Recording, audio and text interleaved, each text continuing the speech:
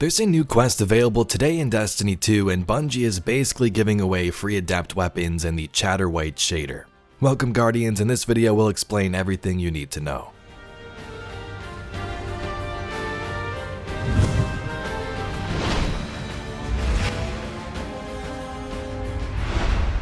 So there's a new quest in-game called The Past is Prologue.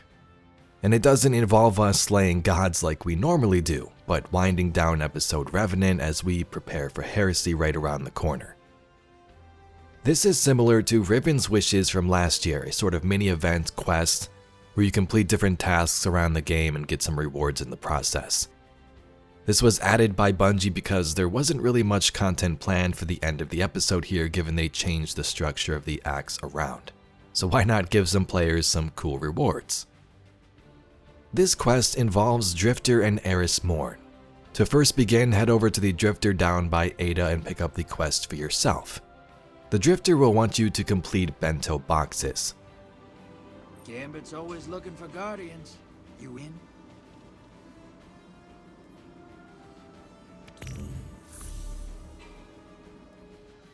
And you do this by completing different objectives around the system. Each little quest has different steps, which I'll show you in a bit here. But when you complete one of these objectives, they reward you a bento token, the currency for this event. These tokens can then be used to purchase rewards at Eris Morn, so Drifter has the quests and Eris has the rewards. Now Bungie has this quest set up in a little bit of a sly way. Currently you can only pick up 4 quest steps at Drifter. You need 5 of these completed to be able to get Chatterwhite, so you won't be able to get it today on reset. You'll either have to wait until next week at a reset for more of them to release, or this Friday it appears you'll be able to get them from Xur, so at least you have to wait till Friday. Here are the 4 steps you can complete currently, and then the other ones available at Xur or next week. Complete 60 activities on the moon. Nightmare hunts grant bonus progress. Finish final encounters in any raid or dungeon. Raids provide additional progress, 2 completions required. Collect 10 dubious celery from defeated targets in Gambit, and collect 10 sentry eggs from defeated combatants on the moon. Get 200 final blows with Malfeasance, Witherhoard, Touch of Malice, Whisper of the Worm, Xenophage, or Arbalest.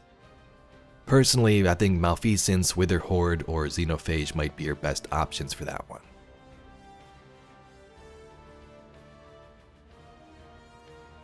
Secure 200 final blows with Gambit weapons. Get 50 Guardian final blows in Crucible or Gambit. Final blows in Gambit and with a hand cannon will earn additional progress. And lastly, defeat 3 Nightmare bosses and challenging combatants. Now I'm making this video early on when the quest releases here, so if you have any tips, be sure to leave them in the comments. For example, it says complete 60 activities on the moon.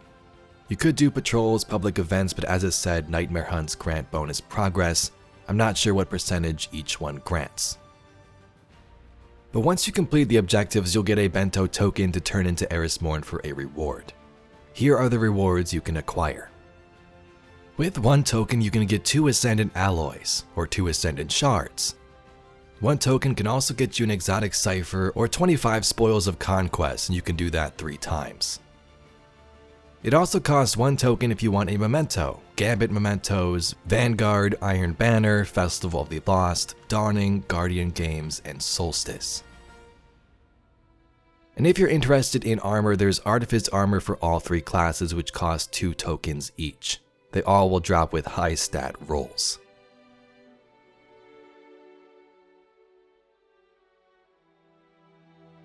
And lastly, you have options for weapons and armor. This is where things get juicy. If you don't have the Cloudstrike Exotic Sniper, you can pick that up for 3 bento tokens. That's quite a lot there. For 1 token, you can get a Cataphract GL3 Adept weapon with a fixed roll of Linear Compensator, Alloy Casings, Envious Assassin, Bait and Switch, and Velocity Masterwork. You can get an Igneous Hammer Adept with Flared Magwell, Fluted Barrel, Fragile Focus, Precision Instrument, and Range Masterwork.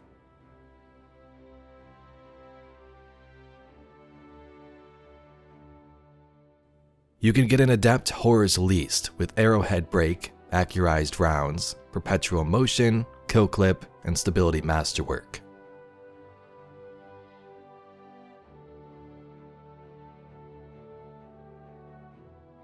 Or you can get a Riptide with Arrowhead Break, Enhanced Battery, Compulsive Reloader, Chill Clip, and Charge Time.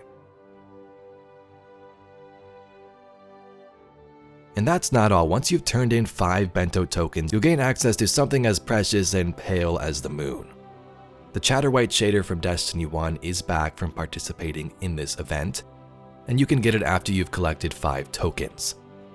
We have had some similar shaders like Bitter Pearl and Destiny 2 and different shaders of the 9 which give you that white shader look, but Chatterwhite is definitely the OG and it's back if you are interested. Let's now dive through some patch notes that were also released today, update 8.1.5.4. For seasonal activities in the Last City, they fixed an issue where Aramis and Mithrax remained in their pre-Act 3 conclusion states after completing it. This one was definitely pretty funny. Aramis is like, yeah, I'm free, I'm beyond the system by now, but she was still sitting in the cell below the city. For Onslaught Salvation, fixed an issue where the operatable turret would disappear if a player was teleported to join allies while sitting in it. For Tomb and Contest of the Elders, fixed an issue where the servitor would sometimes flicker while judging the players. For Kel's Vengeance, fixed an issue where only one player would receive progression towards Slayer's Fang exotic catalyst when destroying illusionary anchors. And also fixed an issue where the Slayer's Fang catalyst quest would not properly progress when defeating combatants. For Crucible, they fixed an issue on the Crucible map Dead Cliffs, where landing zones for both teams were not up to date for On Control and also Zone Control game modes. They also fixed an issue where the heavy ammo crates would spawn in a non-neutral zone in Dead Cliffs. For Dungeons and Raids, we have a change to Vesper's Host, fixed an issue in the Master difficulty where champions could get stuck outside of the lockdown room and not teleport in. For gameplay and investment, we moved to Triumphs and Titles. Bungie has changed some of the requirements around for the Revenant title, and I'm sure some people will enjoy this. They reduced the required number of Revenant Barons and defenses required for the Baron Ground and Defender of Innocent Triumphs, respectively. They also fixed an issue where the Skorgan Melodies Triumph sometimes didn't track the played melodies, and fixed an issue where the number of seasonal challenges required for the Reborn Triumph was higher than intended. For platforms and systems, fixed an issue where the Kel's Fall exotic mission required a PlayStation Plus subscription to access it. And for general, fixed an issue where the Doki Doki armor set was not properly displayed in collections. But Guardians, there you have an update for today, Destiny 2 at Reset. New changes here in the patch notes I'm sure some fans will enjoy, and some new items to go after in Destiny 2 thanks to the Past is Prologue quest. I'm sure I'm going to be seeing some complaints that it's time gated for a few days until Friday or next week for the Chatterwhite shader, but it is what it is, and at least we got some new stuff to grind, especially for those who haven't gotten some of these before. But if you'd like to see some more Destiny news, lore, and mysteries just like this video, please be sure to subscribe to the channel. I thank you very much for watching, and I'll catch you all in the next video.